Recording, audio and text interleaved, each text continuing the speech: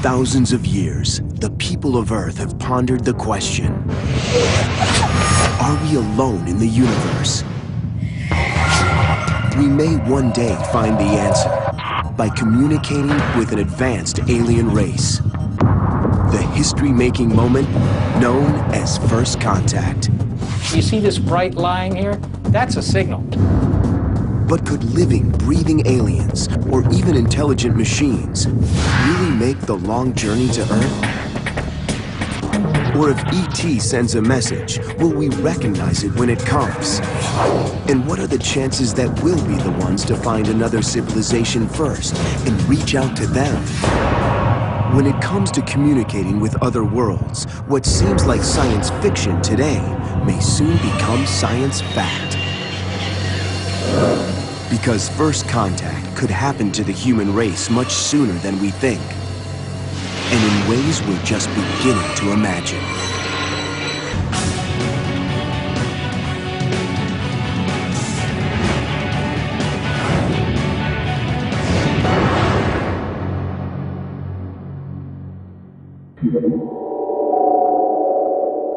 It's a question we've long pondered. And the favorite scenario of science fiction.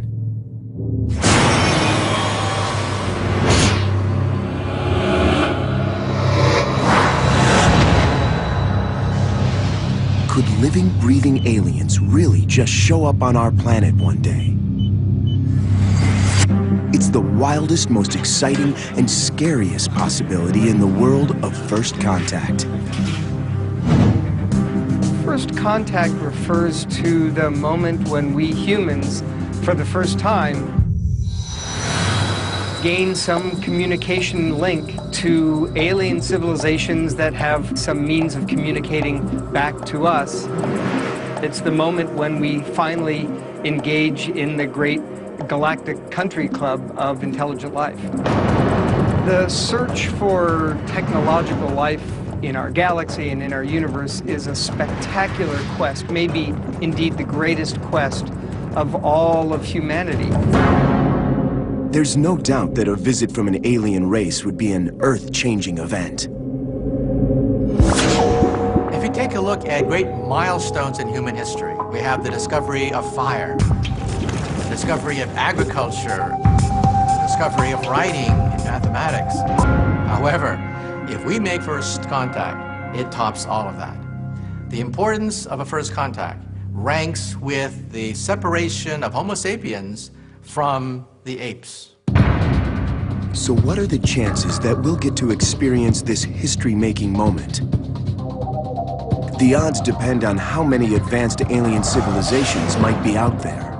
And to get a handle on that number, researchers turn to a mathematical formula known as the Drake equation.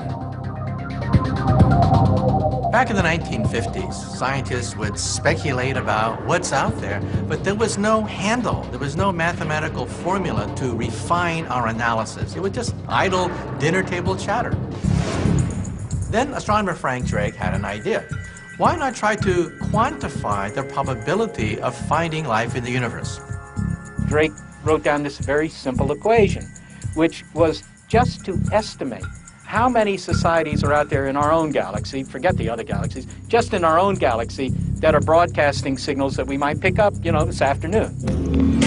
The full Drake equation consists of 7 variables. In simple terms, this equation takes the total number of stars that could be in our galaxy. What fraction of those have planets? What fraction of planets have life? What fraction of those have intelligent life?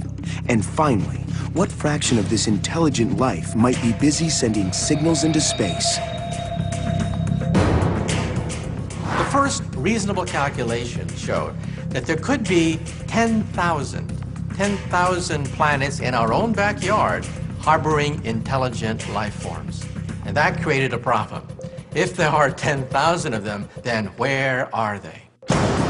Carl Sagan then tried to look at the numbers again, and he came up with numbers like 1 million. And then it became embarrassing. There should be intelligent life forms scattered right in our own backyard that we see every night, but we don't make contact with them. So we had a problem. a problem that persists even to today.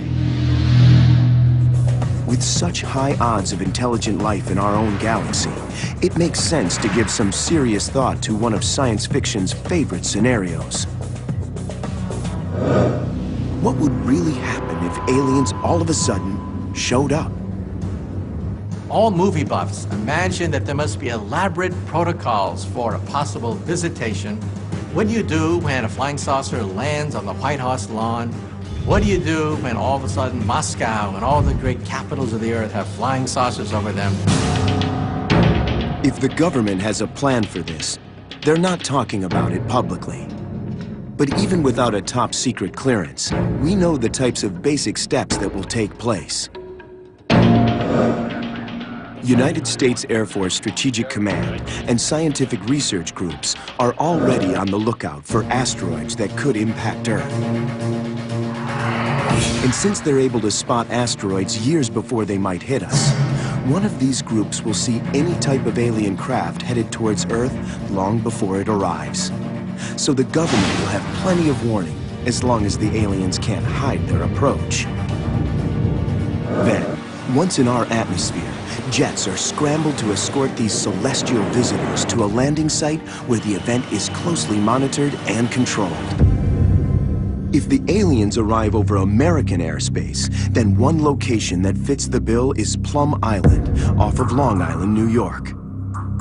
This is where the Department of Agriculture has its Animal Disease Center to isolate and inspect for possible infectious diseases, because that's one of the biggest dangers when ET shows up.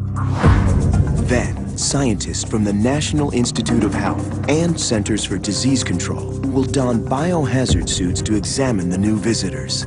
This is crucial to prevent the spread of disease either from us or to us.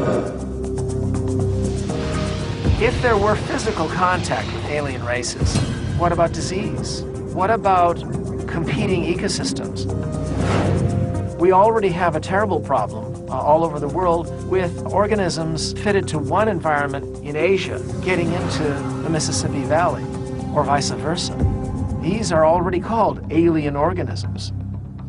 So if there were physical contact, there'd be a whole list of worries. And biological dangers aren't the only concern. The alien ship that's traveled here from across the galaxy has to have a propulsion system more powerful than anything on Earth. So Department of Energy scientists will also rush to the scene to check for hazardous materials.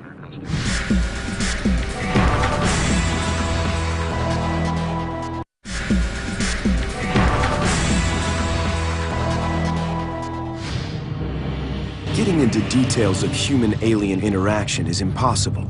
Have they come in peace, or are they here to wipe us out? And will we even be able to communicate with them? Since our celestial visitors' technology will probably be far beyond our own in order for them to make such a momentous trip, we may have much less control over the situation than we'd like to think. Regardless of all these unknowns, some scientists believe the odds of first contact are overwhelmingly in our favor, especially when we look beyond our own galaxy. I think it is inevitable that we will have first contact. Take a look at the night sky. Every night, the Milky Way galaxy comes out with 100 billion stars out there. But how many galaxies aren't there? Believe it or not, our telescopes can see 100 billion galaxies in the night sky. You do the math. 100 billion times 100 billion, that's 10,000 billion stars in the universe. That is the equivalent of all the grains of sand found on Earth. But this astronomical number of stars also brings up a very big problem.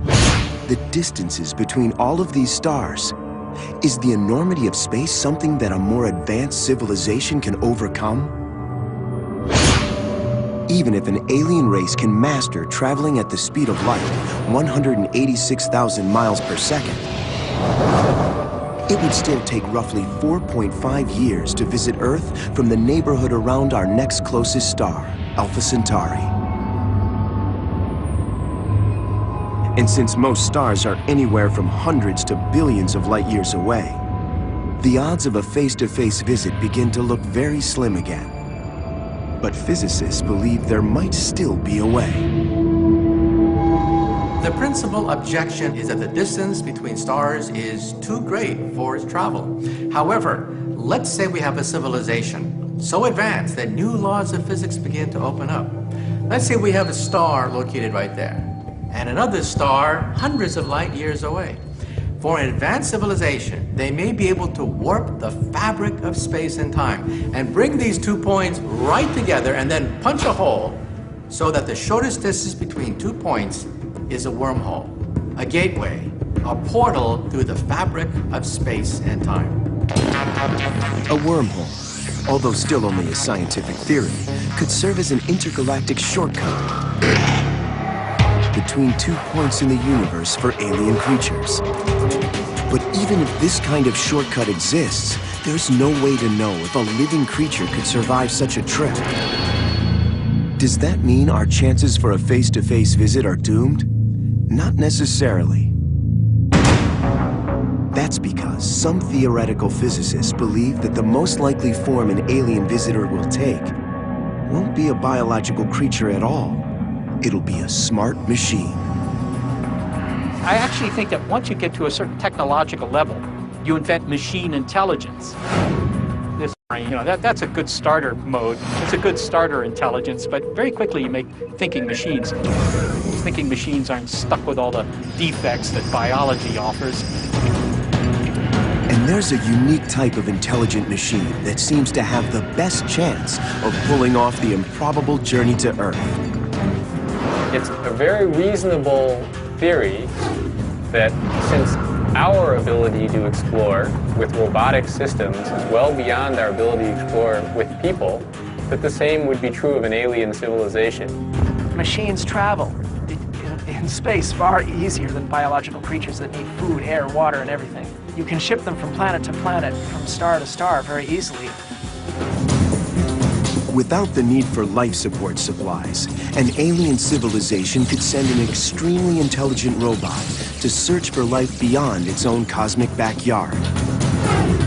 Still, our universe, and even just our own galaxy, is too large for a single machine, or even hundreds of them to explore. It would take billions of years to travel to every star. But what if this machine was so smart that it could make copies of itself? And what if its descendants could do the same? Then, instead of one machine exploring the cosmos, thousands, and eventually millions of them could tackle the task simultaneously. This seemingly futuristic idea of an intelligent, self-replicating probe was actually imagined here on Earth back in the mid-20th century by Hungarian physicist John von Neumann. A von Neumann probe would need to grab resources readily available in space to replicate itself, such as metals and gases found on asteroids, moons, or planets. So what would one of the... In the world of science fiction, alien machines that arrive on Earth are often huge and powerful, able to squash us like bugs. But if a von Neumann probe actually shows up, we may be the giants, and the probe may be the bug. These could be very compact. They could have nanotechnology and circuits, nanocircuits that are made out of individual atoms. So every part of the von Neumann probe could have the power of a Pentagon supercomputer. So this device could store the entire information content of an entire planet. Nanotechnology is the science of building fully functioning machines on impossibly small scales. From 100 nanometers, meaning 100 billionth of a meter, down to a fraction of a nanometer. For comparison, a single strand of DNA is 2 nanometers wide. This type of compact design offers several advantages over larger alien probes. Fewer raw materials would need to be gathered for replication. the small mass would make things easier on the propulsion system. And such a tiny visitor would likely avoid detection and unwanted attention. And the alien probe builders wouldn't need their technology to be too much more advanced than our own. After just a few decades of nanotechnology engineering, we can already build a functioning microchip smaller than a dust mite. So an impossibly small, smart, self-replicating probe would probably be a piece of cake for an alien civilization more advanced than humans. Especially since there'd be very few parts needed beyond the self-replication unit. First of all, on the top of the von Neumann probe will be an array of antennas by which they can communicate which planets have liquid water, which planets have microbial life, which planets have intelligent life on them. At the bottom, we'll have some kind of propulsion system. But when it comes to a face-to-face visit to Earth by aliens, there is a third option for first contact. It's possible that if an alien is able to make the long journey here, it may not be either a biological entity or a smart machine. Instead, it may be both, part flesh and blood and part machine. Something science fiction calls a cyborg. Theoretical physicist Dr. Michio Kaku believes we need only look in the mirror to see why a cyborg may be the preferred life form of an alien civilization. Now let's push the fast-forward button. Let's start to go just on the Earth, 100, 200, 300 years in the future. That's just a blink of an eye. At that point, we may want to emerge with immortal bodies. If the choice is between death, between seeing our bodies decay and suffering like that, or waking up one day with a body made out of silicon, steel, and tissue, and living forever, which would you choose? And that's just for us. An advanced civilization a million years ahead of us may have options even beyond cyborgs and beyond robots. They may have options that we can only dream of today. First contact. The moment when the human race finally comes into contact with an extraterrestrial race and discovers it is not alone. It's an event that could open up incredible new opportunities or lead to the end of life on Earth as we know it. If an advanced alien civilization does exist, and if it sends a signal across the cosmos to make first contact with us, then one of the most likely places that history-changing message would be received is this remote site nestled deep in the Lawson National Forest of Northern California. Here, the first dishes of what will become the largest radio telescope array in the world are already emerging from the rugged landscape. The sprawling complex is known as the Allen Telescope Array, or ATA. It's operated by the SETI Institute, a private non-profit organization which stands for the search for extraterrestrial intelligence. Before, SETI scientists had to borrow time on other receivers to search for alien signals. Now their own dedicated radio telescope is up and running. Now, you see these antennas behind me. There are 42 of them now. Each of them is about 20 feet in diameter. It's like a radio camera. It can take pictures, radio pictures on the sky with enormous detail because it's got lots and lots of these little antennas. It's like one giant antenna that's been broken up into small pieces. In a few years, there will be 350 dishes, all working together to become the world's largest listening post for alien signals. At full capacity, the site will be able to scan 10 billion radio frequency receivers that SETI has used in the past.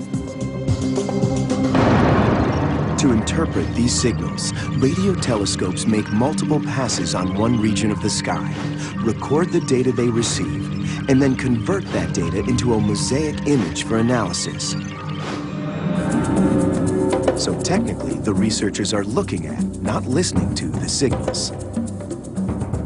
And the movies, they always put on a pair of earphones and listen for them, but you know, it doesn't really work that way in the real world. What actually happens is the signals come into this room. I mean, this is the mother of all radios, right? We're not listening to one channel at a time, we're listening to tens of millions. Now, of course, we're not going to sit here and look at this stuff. If we want to know whether ET's on the air, we're going to monitor that on a computer terminal, and those are over here. So this is where the astronomers sit in the control room. Every telescope has a control room. This one doesn't really look like the bridge of the Starship Enterprise, unfortunately. It's rather simple, but it's functional. You could actually sit here and look at the signals. The trouble is, when you have tens of millions of channels, there's really no way you can monitor them all anyhow. And it's kind of like watching paint dry, really. I mean, you can sit here days and days and days, you're going to go crazy, you know? So we don't do that. In fact, you let the computers do all the listening, let them wear the earphones. This computer over here actually is where you can give instructions to the telescopes. You can give them, as it were, a shopping list. First, I want you to go to that star over there and spend an hour observing that one. And then next, you go to another star on the list and then go look at that one. And they'll let you know if they pick up a signal that's really interesting.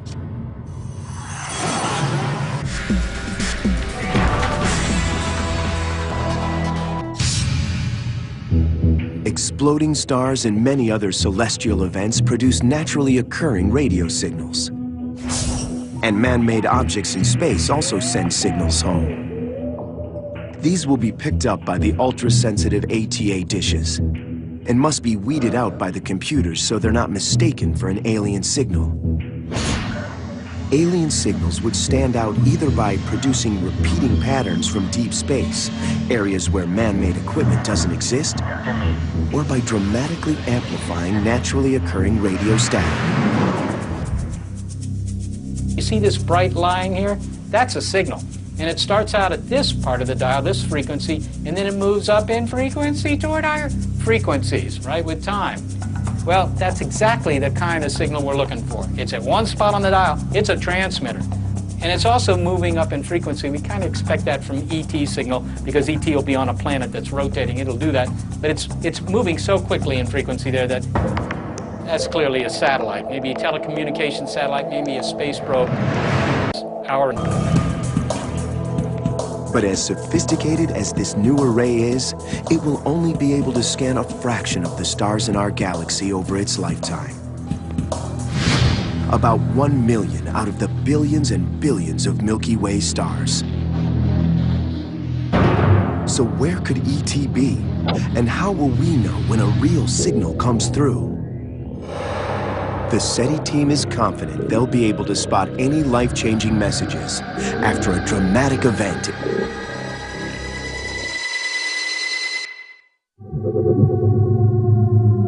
Green Bank, West Virginia, July 1996. Signals from outer space were being collected by the huge radio telescopes at the National Radio Astronomy Observatory. The researchers from SETI, the Search for Extraterrestrial Intelligence, hoped they'd be able to eavesdrop on an alien communication, confirming once and for all that we are not alone, the moment of first contact. Although it's a routine procedure, that day, something was different. The SETI team began receiving an unusual signal, a signal that created quite a stir. SETI scientists began to run through their predetermined protocols. Step 1. They moved the radio telescope dishes at the observatory slightly off target, then returned them to their original position. If the signal continued during this movement, then they'd know it's a false alarm from something close to Earth, like a satellite. But if the signal was coming from deep space, then even a slight adjustment to the dishes should cause the signal to stop, then return when the dishes are moved back.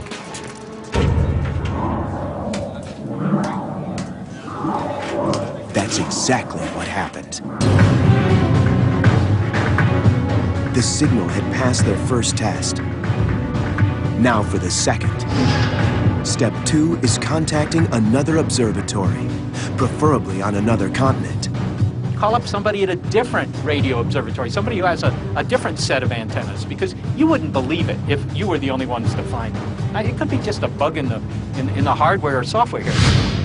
But 16 hours after the signal was first detected, And before they could get a confirmation from another observatory, they discovered the source. It was coming from the SOHO spacecraft, 1 million miles away from Earth, currently studying the Sun. A software glitch in SETI's computer system made SOHO's communications appear to be a legitimate alien signal.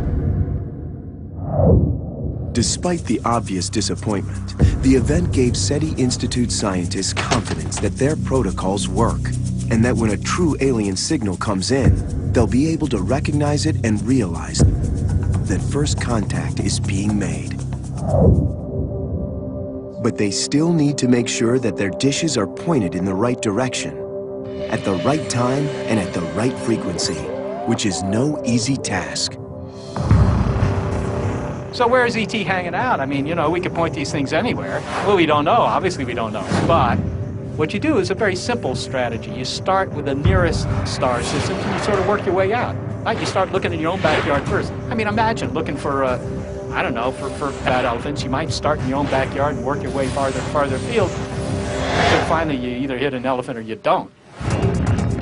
In the years to come, SETI hopes that new space-based technology and missions planned by NASA and the Jet Propulsion Laboratory will help pinpoint attractive targets. These targets are called exoplanets, planets outside of our solar system orbiting around other stars in the universe. But finding them is not easy. To discover planets around other stars takes every bit of technology we've got. We use the biggest and fastest computers, and we use the biggest digital cameras you've ever seen. Some of them are 1 billion pixels, not a megapixel, but 1 billion pixels. So with all of that technology brought to bear, we are beginning to find these exciting planets around other stars that, frankly, remind us of our own solar system, of home.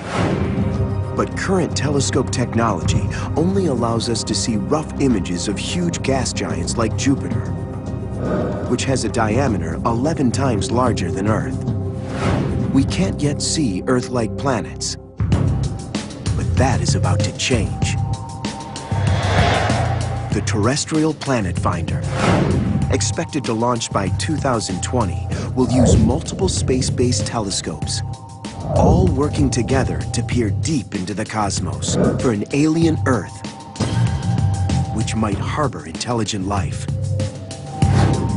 This would be a gargantuan telescope allowing us to take the first pictures of another Earth around a nearby star, a pale blue dot orbiting a yellow sun. Wouldn't that be glorious? And the Terrestrial Planet Finder will provide more than just an image. You not only can see if the planet is bluish, telling you there's water on the surface, the prerequisite for life, but moreover, you'd be able to analyze the light from that Earth into all of its colors, blue, green, yellow, and red, even the infrared, telling us the chemical composition of that planet. And the most exciting prospect is to find a planet that has oxygen in the atmosphere. But until the Terrestrial Planet Finder system is ready in 2020, SETI researchers will simply have to hope that the stars they target contain a life-supporting planet nearby.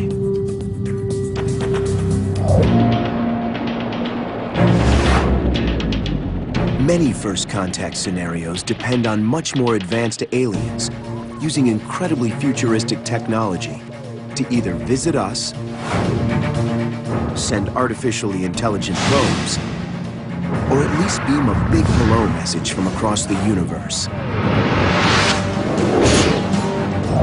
In those situations, we'll just have to hope that they use that old movie line and say, "We come in peace." But what if the responsibility for making first contact falls to us? Are we up to the task? Since our astronauts have only reached the moon, and a manned trip to Mars is still an imposing challenge, the idea of humans visiting other worlds is still the stuff of science fiction. But we do have probes heading off into deep space right now. In 1977, NASA launched the Voyager 1 and Voyager 2 space probes to study Jupiter, Saturn, Uranus, and Neptune. They are now far beyond Pluto, at the very edge of our solar system, and headed for interstellar space. Voyager 1 is farther out, about 9.9 billion miles from the Sun. Farther from Earth than any other man-made object. Each probe contains a gold-plated copper phonograph record. Mathematical instructions on how to play the records are printed on them, along with diagrams of scientific principles that are likely to be understood by alien civilizations. They actually had a medallion that had engravings with sounds of the planet Earth, sounds that you could hear, the location of the Earth in our sector of the universe. Basically, a roadmap as to who we are, what we want, and sounds we make, and our location. The cryptic messages and basic formulas on the probes were chosen by a NASA committee shortly before the launches to give the best representation of the culture, people, and natural wonders of Earth. As the Secretary General of the United Nations, I send greetings on behalf of the people of our planet. Hello from the children of planet Earth. Bonjour tout le monde. Mae Lagnia. Shalom. Hola y saludos a todos. But these communications also serve as an example of one of the greatest challenges of making first contact. There is no guarantee that they will even understand us. In the same way that we were able to break the code of Egyptian hieroglyphics using the Rosetta Stone, scientists are faced with the challenge of finding a cosmic Rosetta Stone, something that will be understandable, serve as a universal language that both extraterrestrials and humans will be able to tap into. The Rosetta Stone offered a passage in 3 languages, 2 forms of Egyptian and also in Greek. The stone was a breakthrough in decoding ancient Egyptian hieroglyphics, one of the languages on the stone. Since the other 2 languages were understood, they were able to decode the 3rd. Such a tool would be needed for extraterrestrial communication. The usual starting point of an interstellar message, the sort of universal language, the basic building blocks, is to start with mathematical and scientific principles. It seems likely you at least need to know that 2 + 2 = 4. Mathematics is uniform throughout the universe. I'm a physicist, and one of the greatest thrills I have is writing down an equation for the first time in history, and perhaps on the other side of the galaxy, perhaps there's an alien being writing down that very same equation. So could the Voyager messages, now billions of miles from Earth, be the first cosmic Rosetta Stone making their way toward alien civilizations in the farthest reaches of the universe? At its current speed of 35,000 miles an hour, far below the speed of light, Voyager 1 would take approximately 100,000 years just to reach our nearest star, Alpha Centauri, 4.5 light-years away. But it isn't even headed in that direction. So the Voyager probes are not good candidates for making first contact. But there is another way that machines of our own making could make first contact for us somewhere out in deep space. It's possible that the people of Earth will be the first civilization to build the von Neumann probe, the intelligent, self-replicating machine that could keep multiplying in order to spread across the cosmos. It is estimated that the computers here on Earth will surpass the thinking capability of the human brain by approximately 2050 and have the ability to process an unthinkable amount of information. At that rate, it makes sense that smart machines may be the ones to make first contact for us in the future. In fact, the groundwork for those types of machines is already underway, changing the ways we explore the cosmos. There are several missions that are using artificial intelligence software right now and operationally on a daily basis. The Mars exploration rovers also have a form of artificial intelligence software on board. And specifically, that software allows them to look for transient events. Transient events are things that pop up within a matter of seconds, making it impossible for controllers back on Earth to react to, since it takes about 22 minutes to send commands to machines on Mars. For example, dust devils, small tornado-like cones that race across a dry landscape, can quickly form on the Martian surface, just like they do in deserts on Earth. They're extremely rare on Mars, but sophisticated artificial intelligence software on board the rover can process each image that's taken and transmit only the ones that captured a dust devil back to Earth. So the rover is making decisions on its own. But any future machines that we send to other worlds will need to be much smarter.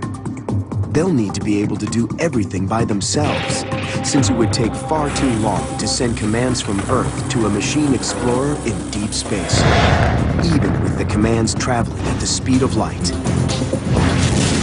The nearest star to us, Alpha Centauri, is about 4.5 light years away. Well, if we send spacecraft commands, they won't get there for another 4.5 years. So that spacecraft has to be so smart that it has to know what to look for when looking for another civilization.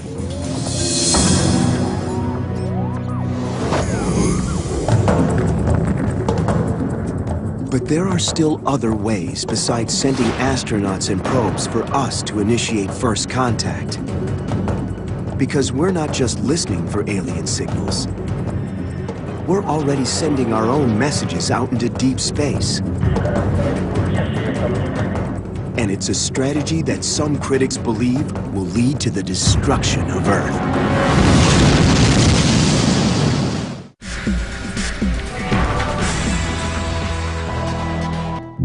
With the most advanced equipment in the world, listening for signals from intelligent alien life is slow and tedious.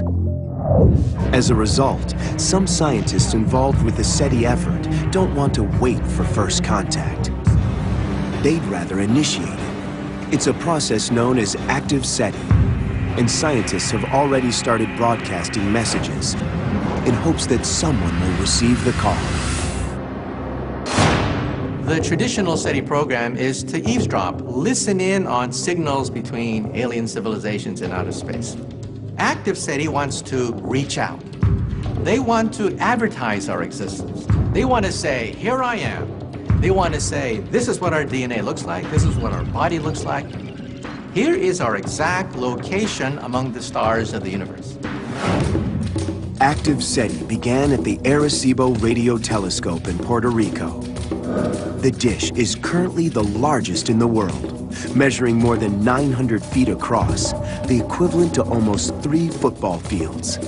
It's built inside of a giant naturally occurring sinkhole in a mountain. In 1974, a broadcast left this location with the intent of initiating first contact with an alien world. It was a basic message written in a language of math and science that said something about what life is like on Earth. Started with a basic counting system, the numbers from 1 to 10, a brief description of some of the chemicals that are essential to life on Earth, a description of our DNA, diagram of a human being, picture of where we're located in our solar system, and then a picture of the telescope that was actually used to transmit the message. The only problem with that message that was sent from Arecibo is that if we get a reply, it won't be for another 50,000 years. That's because the galaxy that was directly overhead and easiest to target at the time, known as M13, is 25,000 light years away. In hindsight, looking back at the early attempts to advertise our existence to the universe, it was really not a coming out party at all. It was actually a feeble attempt, and these galaxies that we're trying to send messages to, they're up to 25,000 light years from the Earth. A round trip would take 50,000 years. Long after civilizations have risen and fallen on the planet Earth, perhaps a return message will come back, maybe a busy signal, we don't know. But I think it was rather naive of us back then to try to announce our presence, our coming out in the Milky Way galaxy. Although there have been more recent attempts at sending messages aimed at much closer targets, active SETI programs generate a lot of controversy. Critics worry that sending a beacon advertising our existence may invite unwanted danger. I think it is a miserable idea for us to advertise our existence without knowing the intentions of these alien civilizations. I mean, if you're a deer in a forest, are you going to blare out and advertise your location to the hunters who are out there? Let's wait and see what their intentions are.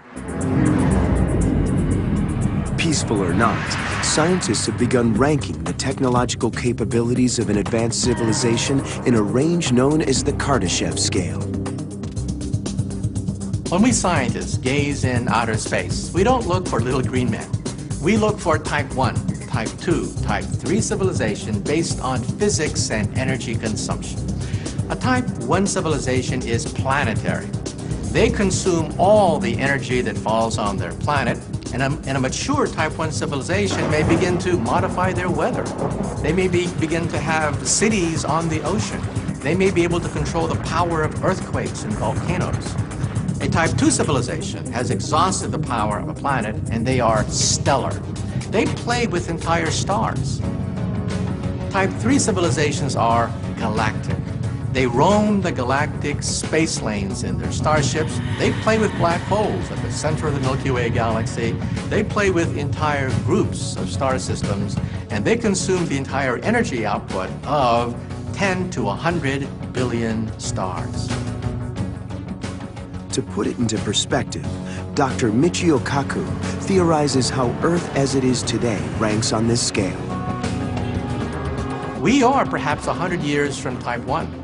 We're perhaps a few thousand years from being a type 2 civilization, and we're perhaps 100,000 to 1 million years from being type 3.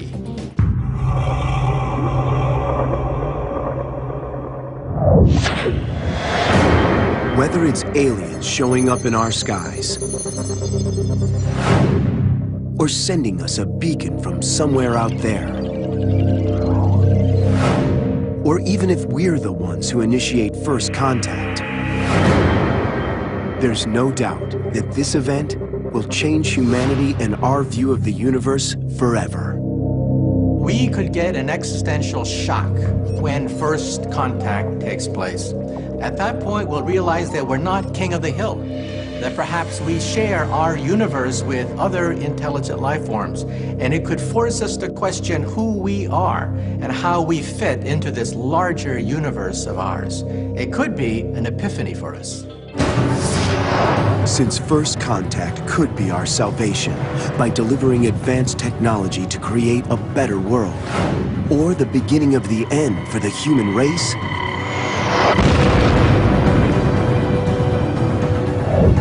it's no surprise that this dream evokes both wonder and fear. But despite the unknowns, there seems to be a primal urge driving us, a need to prove that we're not alone, a never-ending desire to make first contact.